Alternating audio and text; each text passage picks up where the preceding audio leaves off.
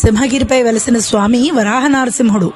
దేశంలో ఎన్నో వరాహ క్షేత్రాలు, మరెన్నో నరసింహ క్షేత్రాలు ఉన్నప్పటికీ 2 అవతారాల కలయికతో స్వామి స్వయంభూగా వెలసిన ఏకైక క్షేత్రం సింహాచలం.